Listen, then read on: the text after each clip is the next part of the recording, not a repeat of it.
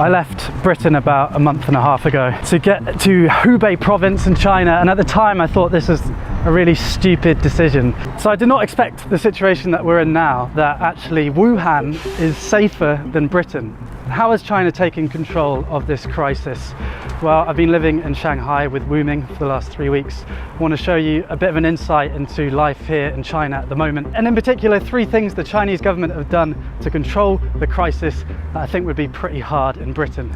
It's not all sunshine and daffodils. I'll talk a bit about the darker side at the end of the video. The Chinese government collect an immense amount of data about their citizens, and they're using it in novel ways to tackle the coronavirus. Every time Wu Ming and I want to leave the apartment complex, she's got to scan her face, and those images, as well as the images from all the CCTV cameras in China, of which there are about 200 million, are fed into a central database and then analysed using machine learning. So it means basically if you're in sight of a camera with about 5 on this crossroads, then it's likely that the Chinese government have analysed your face and know where you are. Another big source of data is the WeChat app. You might have heard of it. So that's WeChat. It's social media and your debit card all rolled into one super app, which is really convenient, but obviously also tracks. So the state know where you are, what you've bought, and what you're saying to friends. That's just the status quo, and the Chinese people generally know about this. The images you see are actually from the state media. But they're using this data to try the highest tech epidemic control ever attempted. So if you get ill in China and you go to a hospital, the hospital will register with the authorities, and the authorities will pull your name down from this big database. And they have an algorithm that will be able to tell you all the different places that you've been in the last 14 days and all the people that you might have been in contact with. So the bread that you bought with the WeChat app, the baker now will be notified that they have to self-quarantine for 14 days. And the people that you were next to on the flight, they now have to self-quarantine for the next 14 days. Every single citizen has a code, red, amber or green. I guess you are yellow. Why? Why? Because you come to Shanghai, not have 14 days. I'm a green. Safe. But if I'm yellow, shouldn't you be yellow? No, just you are yellow. Maybe next week you are green. Good. Some city only green. You can drive car on the road. If you the other colors, you can't drive on the road. Yes. This does seem to be working because you can identify and contain hotspots before they get out of control. And it means that people can continue working if they're not at a risk of contamination, and then self-isolate if they are. We're in Shanghai, which is about 500 kilometers away from Wuhan, and the city's been locked down for months now. I mean, it's beginning to come back to life a bit.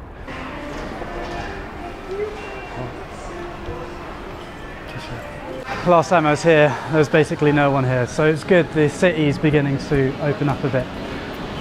But generally you're not allowed to eat in the restaurants, you're allowed to buy takeaway, but you're not allowed to sit down and eat. This is Wu Ming's Tai Chi studio. My name is Wu Ming. I'm a Tai Chi teacher.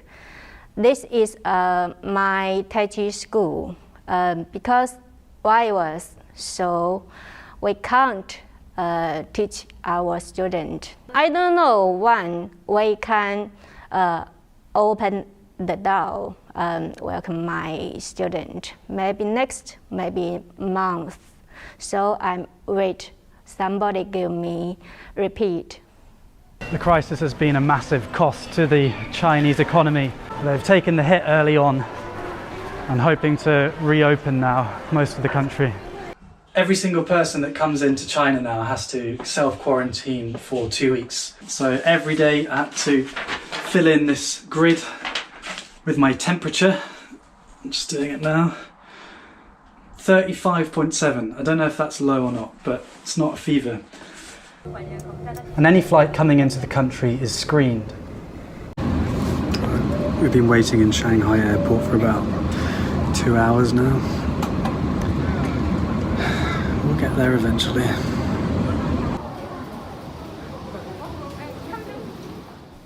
Compare that to Britain, where many flights left Italy, the centre of the European outbreak. On arrival, not even temperatures were taken. Controls were even tighter in Wuhan and Hubei, where you basically weren't allowed to leave the house, and you could only drive with a special permit. It's been the most aggressive disease control attempt ever in history. And it does seem to be working, because if people stay at home, the only people they can infect are their families, and then the transmission of the virus stops. So complete lockdown, tracing those with the virus with big data, and the glue that holds it all together is the intense promotion of social solidarity. The government have framed this as a people's war against the virus. There does seem to be a coming together of China. For example, 20,000 medical workers flew into Wuhan to help with the crisis. There's moving images of the doctors, both male and female, having their hair cut because supposedly there isn't time to shower. These messages of solidarity are all over social media and big adverts like these. 加油中国 We do it. Overcoming the epidemic requires collective action and personal sacrifice, like not panic buying and staying at home when you're told to. And the Chinese state has tools like these, screens in every public space, as well as controlling social media, and that has meant that the Chinese populace has complied with the requirements to control the virus, and not only comply but feel proud about it, at least on the whole. Comparing these bold actions of the Chinese state against Britain's response, which has been wash your hands, it could make Western democracies look impotent, and that's certainly the narrative that the Chinese media are pushing.